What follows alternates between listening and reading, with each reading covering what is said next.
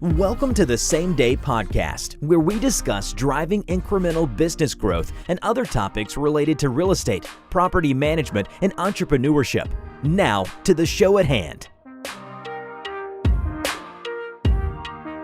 Matt Zalk here. I'm the host of the Same Day Podcast, where I connect with top business experts and real estate leaders. A couple of past guests. I love to mention past guests on the podcast. Aaron, you might know some of these people, but Mark Markin is a mortgage lender at Supreme Lending. Sean Prince of Elect Technologies has a bunch of local real estate, and we touch base on renovation, a bunch of other fun things. Darren Huang, who has 100 units under management and a host of industrial properties, was on the podcast recently. I realize now you don't know any of those people, but maybe you will. So. You do know Chip Gabarino, who was on recently. You know Mike Bosch of Atento Capital, who had a great, super entertaining podcast. Love chatting with him for a couple of minutes. You do know them for sure. Today's episode is brought to you by Keyrenter Property Management. At Keyrenter Property Management, we are a full-service property management company helping our clients buy, renovate, and operate real estate assets. That means we help our clients build wealth while taking the headache out of property management. Listen, Aaron, you're a leader in Tulsa, but you're not necessarily a real estate expert. So I'm going to talk to you a little bit. We do at Keyrenter everything from start to finish. We help our clients go deep and do gut renovations on properties so they can buy properties in basically any condition. And then hand them over to us. We'll make them beautiful and then rent them to great residents. And that's just one of the many services that we provide. We helped our clients, Ryan and Jason, do a great job renovating 823 South St. Louis, which is now on the market. I think we just got an application, which is exciting. Those units are amazing, but they started off pretty hairy. So we've gone pretty deep on those, put granite in, added a bedroom, really, really awesome project. That's why no matter what rental you have, single family homes, condos, townhomes, apartments, we have the management solutions you need. Go to keyrenterpmc.com or email us at info@keyrenterpmc.com. Big shout out to David Feiner of Fabricut, who happens to be my father-in-law and the godfather of the Tulsa Jewish community for sure. We're grateful for him for introducing Aaron and I a bunch of years back before Aaron took a leap out of Tulsa and then back to Tulsa, which we will discuss in a second. So eventually I'd like to get David on the podcast to talk about his journey building Fabricut. He inherited it. Actually, not really inherited. He bought it out, oddly enough, but his father started along with Harry Gutterman years and years ago. They're a textile distributor, but we'll get him on to tell his whole story about building a company that has like 400 plus employees, which is very, very impressive. Anyways, on to today's guest. Aaron Miller made the choice to move to Tulsa not once, but twice. He's now the head of partnerships at inTulsa, an initiative to match diverse talent to tech jobs in the city. Aaron is lucky to play a small part in the complete transformation of downtown Tulsa since he first arrived in 2010, and firmly believes we're still in the early stages of something magical here in the fair city of Tulsa, Oklahoma. Aaron, welcome. Appreciate you being on. Thank you so much. Great to be here, and good luck wrangling a podcast conversation with David Feiner. We're going to get him a lot of directions. Yeah, we're going to get him for sure. Tell us, so you were in Tulsa. How did you get to Tulsa to begin with? You're in Tulsa, you left Tulsa, and you came back to Tulsa. We're so happy to have you, but tell us a little bit about your background and why you came originally and why you came back. For sure. Tulsa was never on my radar. I grew up in Chicago. I went to Michigan for undergrad. Never expected I would visit the state of Oklahoma, let alone move here. But I applied to Teach for America. And when I opened my acceptance email, it said, "Congrats, you're teaching 6th grade math in Tulsa, Oklahoma." So I went to Google Maps and I had to look up where that was. And all my friends were going into banking in New York and going to law school at top law schools, and they thought I was insane and crazy for moving to Tulsa. But I showed up. I fell in love with the community. Really felt welcomed here. Really saw a ton of opportunity. And for my background, which is really in city and urban development, I just saw this amazing canvas and opportunity to be a real part of shaping the direction of a city. Real estate was a big part of that, but not the only part. And that's just Tulsa kind of captured my attention, and I couldn't quit it. I tried to leave and I couldn't stay away. So when I got here in 2017, you were kind of in the final throes of getting Guthrie Green up and running. I mean, you were part of that team. Not that I should assign all of the success and wonderful things of Guthrie Green to you, but you had a part in doing that. And that was kind of the original anchor piece, right? I mean, we were at the time, GKFF was trying to transform downtown, and they thought, I guess I don't know that much of the history, but they wanted to have one parcel that they could kind of anchor and say, this is a community event space, and then we can build around it. Is that right? Definitely. I mean, they had been working with a couple of key consultants, one guy in particular out of Minneapolis, on placemaking and what do great arts communities have to anchor them. And one of the big missing pieces of the arts district, which was very affordable, great place for artists. I think it's a little more tricky and more institutional these days. But we didn't have that main public space. And I think that's where the idea for Guthrie Green really came from, is how do you anchor the neighborhood with a place that was welcoming for all. And Guthrie Green also became, at the time, the most diverse meeting spot in the city. Tulsa was still is very racially segregated. And I think a lot of those lines are breaking down. But Guthrie Green was this cultural center that, they worked really hard to get community input. We tried to make everything free and open to the public. We tried to activate the space for all different hours, all different demographics, age groups, interests. And that went a long way in helping everyone in Tulsa feel like they had a place in downtown. Yeah.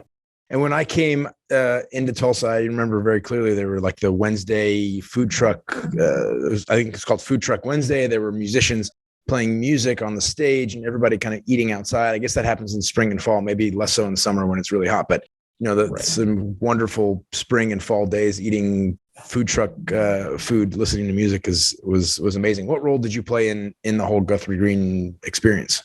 Yeah, so I joined the Kaiser Foundation in 2012, June of 2012, and the park was under construction, designed beautifully with, landscape architecture, native plants, and a stage, but they really weren't sure how they were going to program it, what was going to happen there day to day. And so I came in to implement and activate what will the programming be. So Food Truck Wednesdays was something that I proposed and then figured out, all right, go talk to the city about what permits you need.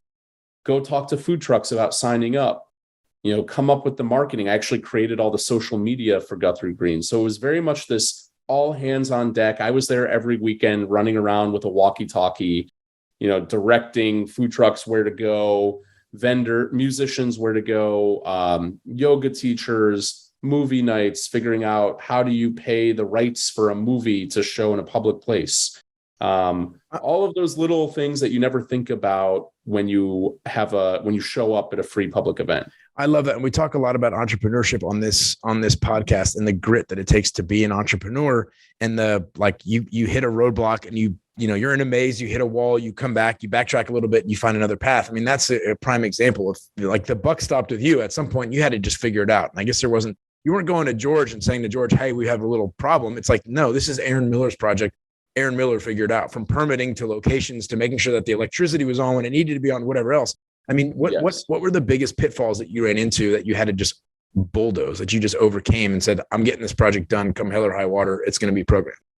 Yeah, one of the hardest things was to figure out how do you actually deliver high quality sound, lighting, kind of event management at a big open space without storage units. And, we had an amazing team of audio visual people. We had great concert bookers who really, carefully curated which artists were going to play when. Those were all obstacles that we had to overcome, weather with the sound equipment, making the call. And then I would say the neighborhood, we had to really build strong relationships with business owners in the neighborhood, both property owners and business owners. When Guthrie Green opened, it certainly was a magnet for people who were unhoused. And that was both a good thing because it was a safe, open space for them, but it also, invited a lot of issues. Like, I never thought that I would have to figure out how do we add restrictions on our Wi-Fi so that people don't watch pornography in front of children at an event with 400 families because there was free Wi-Fi at the park. That's a unique challenge. And just the kind of the intricate details of community management and getting people on board with the spirit of the park, even if they didn't always agree with every single decision and every single policy in the moment.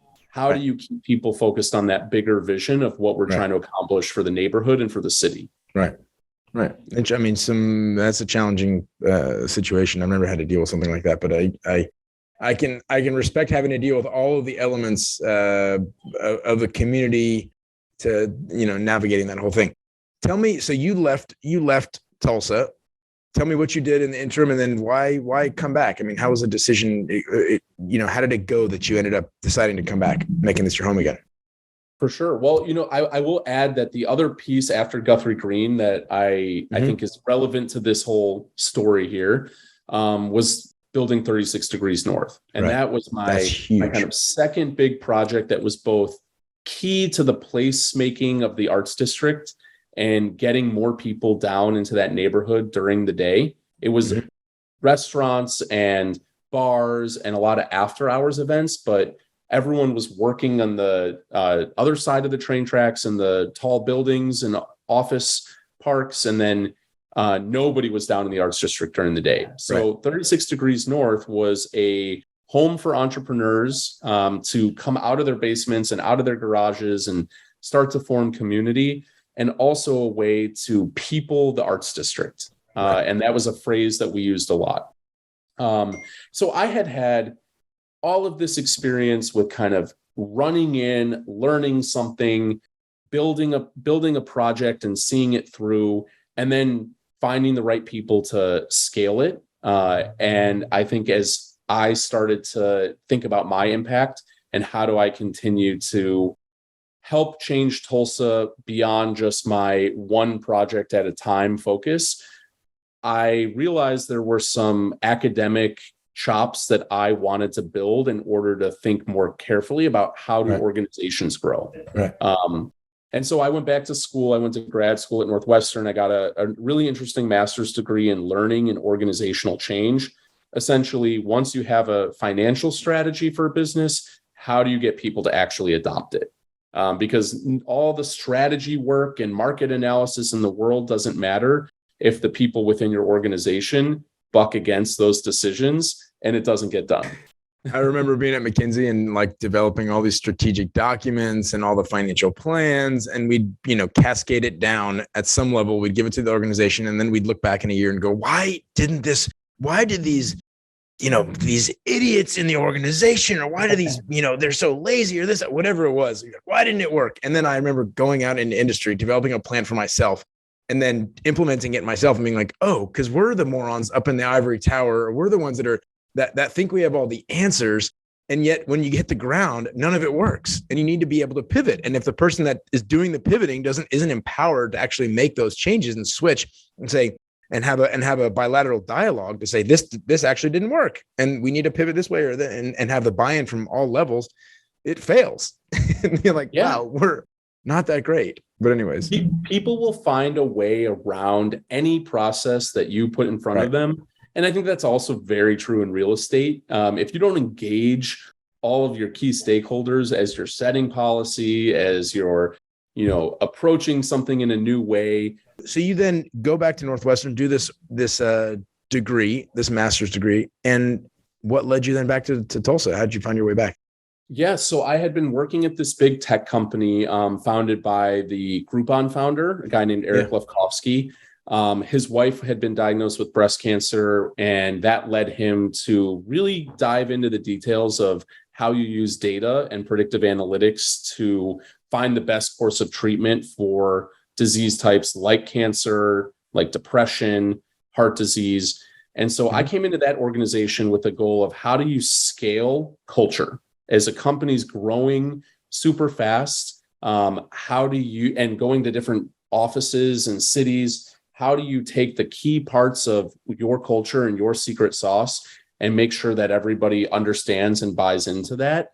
And as the pandemic happened and, life changed, we're all working from home, very focused within this one organization. I think the opportunity to think about those same questions on a civic level presented themselves. And I had a chance to come back and help co-found inTulsa, which is a initiative focused on matching diverse talent to tech and startup jobs. And really great opportunity to kind of be back in that world of the Tulsa movers and shakers that I had gotten to know and understand a lot of the dynamics of how this city operates, but then bring in all of my newfound knowledge around people, talent, culture, and help companies grow in Tulsa and provide jobs to people from all different backgrounds. But why is that important?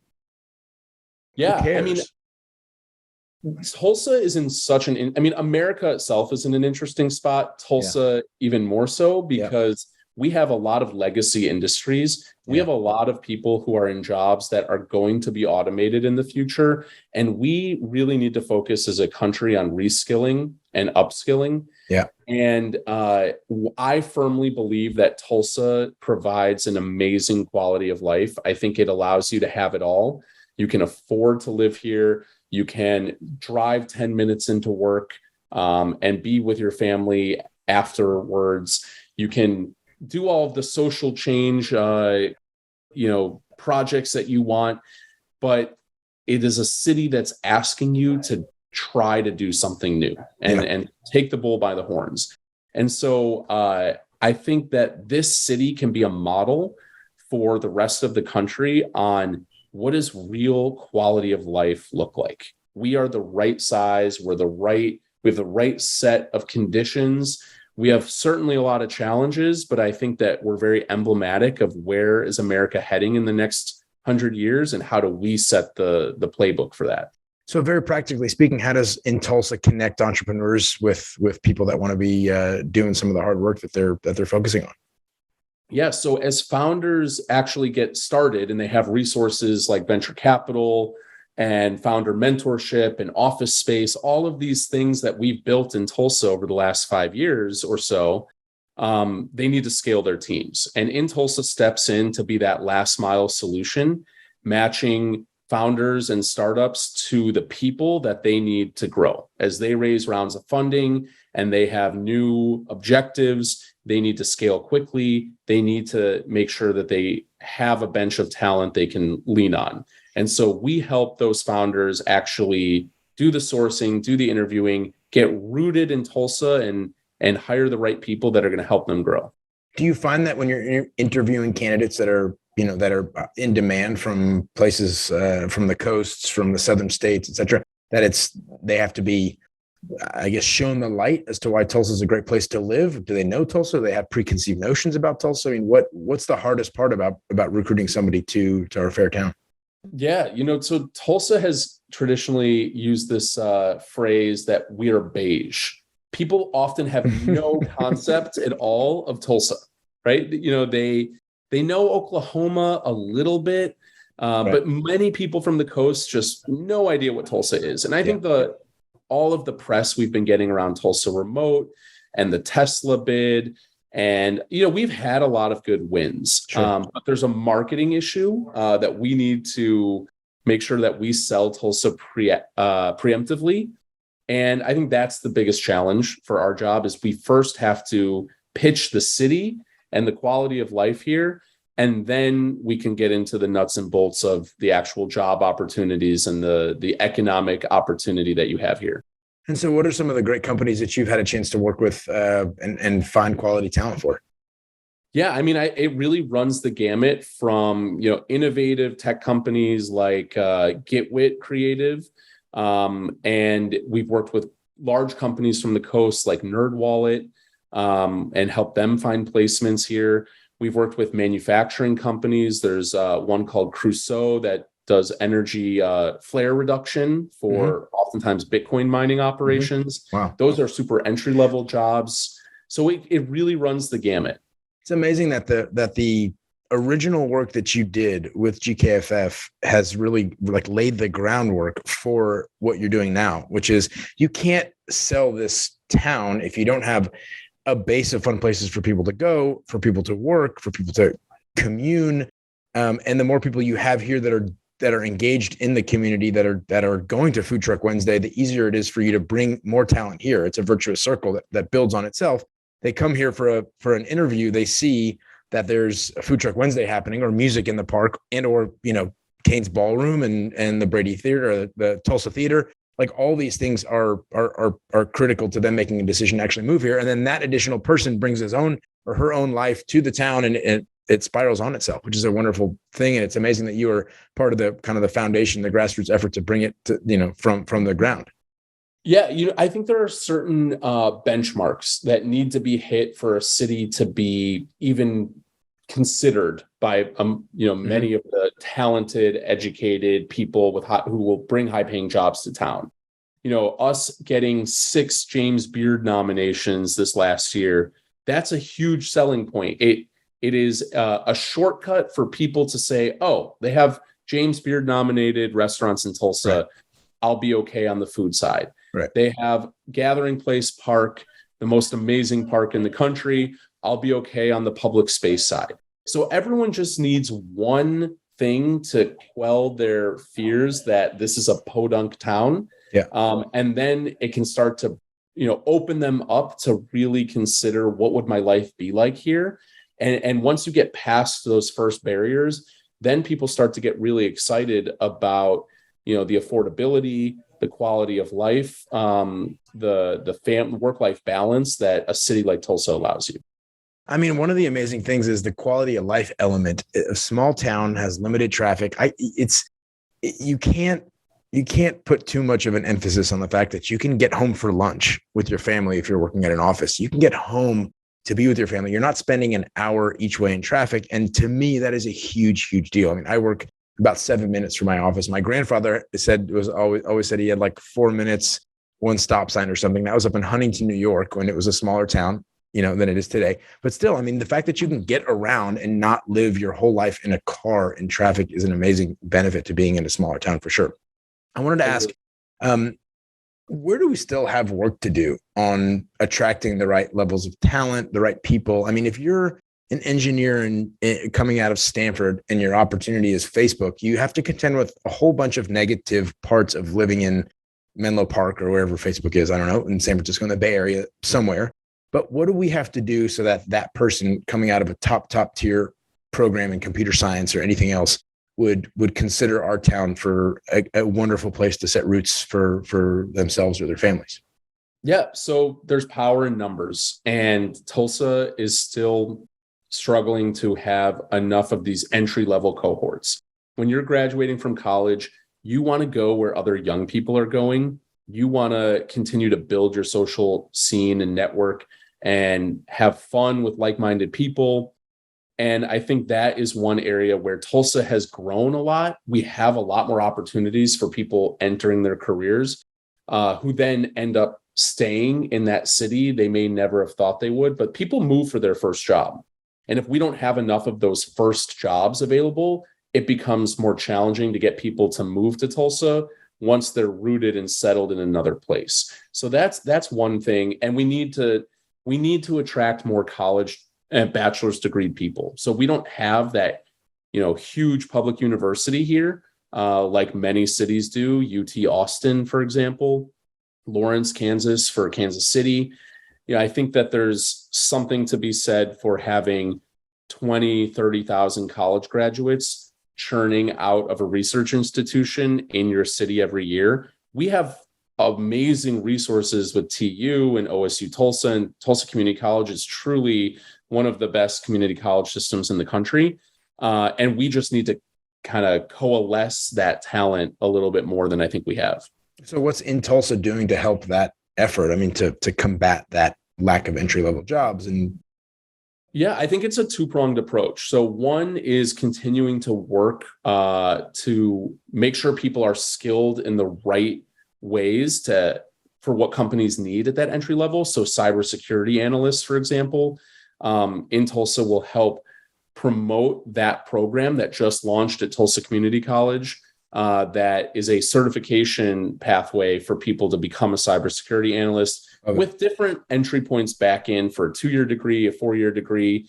So you've got to build the pathways into entry-level roles and the right skills. And then the other thing is we need to help people find remote jobs when the entry-level job doesn't exist. And if we can create a community of remote workers, not just people who came to Tulsa through Tulsa Remote, but also Tulsans who are working remotely, are early in their career and want to have that social network and scene. I think we can also assuage the concerns that a lot of companies have around entry-level remote work. Will people have the emotional maturity to not play video games all day when their first job? So if we can give them office space and community, then that can also help them grow in their careers and manage other remote workers.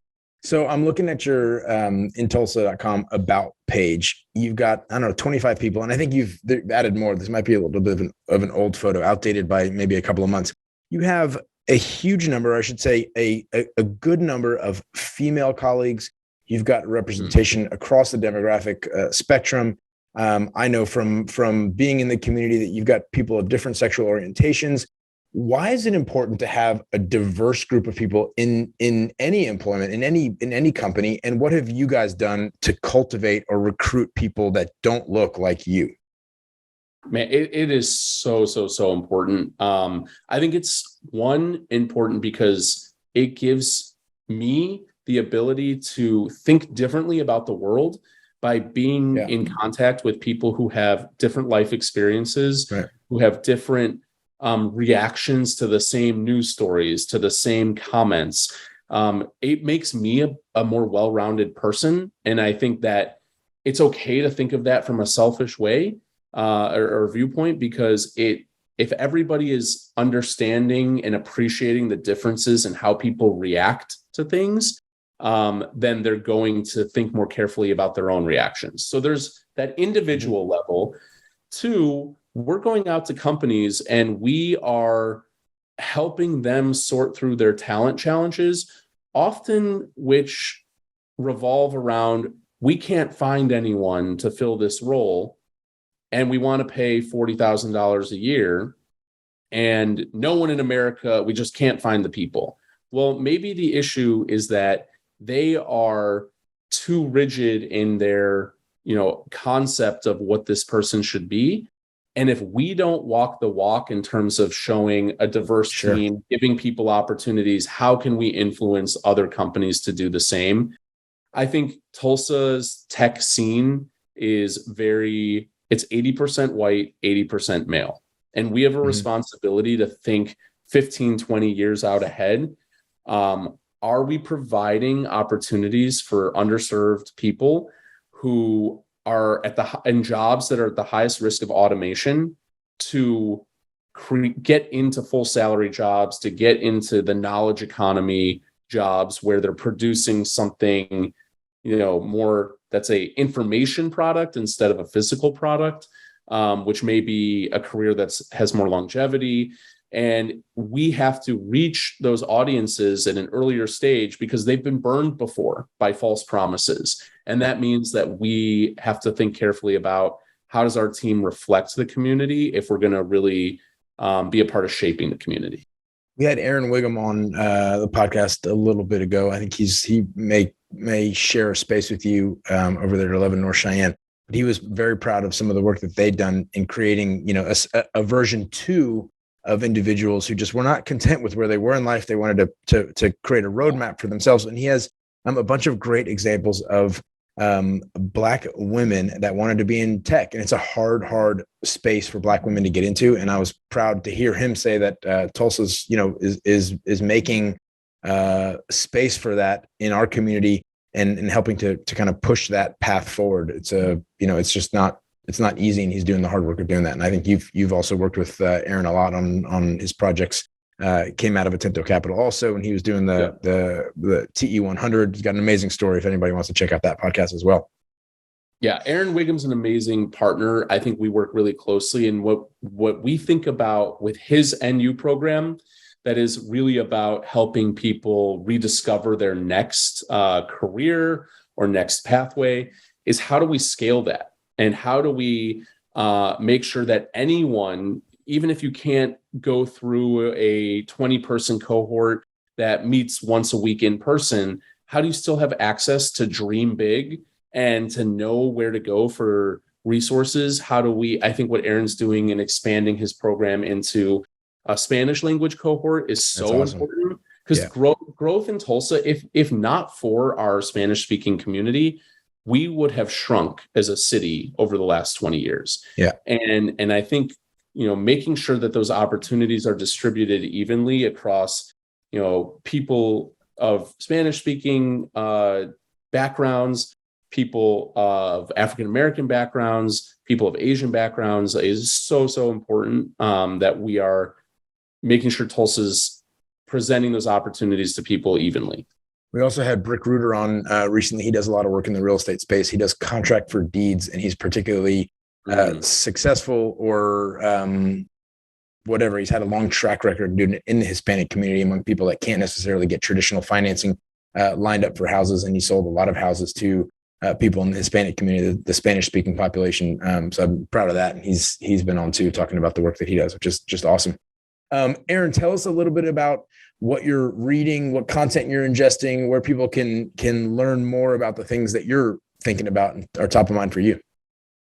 Yeah, I mean, I will say, and this might be an anomaly in the kind of the business world, but I love fiction, and I love to, sometimes take my mind out of the day-to-day and dive into a story. And I just read a really great book called Severance, not the TV show, but kind of similar. And I always find themes when I'm reading fiction that relate back to my life, my work, my community, and just kind of sneaks in a way when my guard is down, that my mind is more open to forming those connections. So that's kind of been my way to decompress, but also I always find a lot of value as I read a lot of fiction books. Lessons in life come from unknowing places oftentimes, and you can extrapolate stuff from or extract stuff from fiction and apply them to the real world, so to speak. Where can people find out more about you? How can they connect if they want to get involved with finding a job in Tulsa? Where can people find out more about you specifically and in Tulsa also? Well, as you might assume, anyone looking for a job, LinkedIn is kind of the place to go. Right. And I would say that's our main vehicle to connect with people is via LinkedIn. You can follow me on LinkedIn, follow inTulsa on LinkedIn. I've slowed down a little bit on Twitter, but I still think Twitter is a really great place to follow thought leaders in your respective industries. And I get a lot of really good inspiration there. From following certain threads around urban development, workforce development. I have really enjoyed getting to know the folks in Northwest Arkansas. And I think what we are doing with Northwest Arkansas and Tulsa and thinking about that collaboration, from applying to federal grants together, from thinking about the Heartland Corridor, there's something really big going on in the way that we can connect our two regions, and a rising tide lifts all boats. Sure. I think that there's something with Northwest Arkansas that we should feel really comfortable going back and forth between the two locations. What organizations are you working with specifically in Northwest Arkansas? Yeah, I mean, there's Northwest Arkansas Council is kind of the leader of a lot of the quality of life and workforce efforts going on there. Great relationships with the Walton Family Foundation, with University of Arkansas and their entrepreneurship and innovation teams. Just really impressed with a lot of the folks and the work that they're doing. And I think they come to Tulsa and also see a lot of opportunity to build certain industries around cybersecurity, around drones, and we're working on things together. So really inspired by that kind of intercity and more regional thinking collaboration that I've been involved in lately. I've been super impressed. We opened an office in Northwest Arkansas in April. I've been super impressed with the people there, the environment. I mean, what the Walton family is doing in terms of the Central Square in Bentonville and kind of introducing innovative content. I know that Ramsey Ball, a friend of ours, that Mike Bosch introduced me to, is putting these little he's putting a conceptual little nomad structure on the corner of the Bentonville Main Square to introduce, smaller living and alternative living styles, I guess, just to the broader public and populations. I've been super impressed with the work that they're doing up there. Aaron, thank you for chatting with us. We've had Aaron Miller on the show today, head of strategic partnerships at inTulsa. Again, it's an initiative to match diverse talent to tech jobs in the city of Tulsa and also Northwest Arkansas, doing some fun stuff. Aaron, we really appreciate you being on with us. Thank you so much. Take care. Thanks for listening to the Same Day Podcast. Tune in to a new show each week and be sure to subscribe to get future episodes.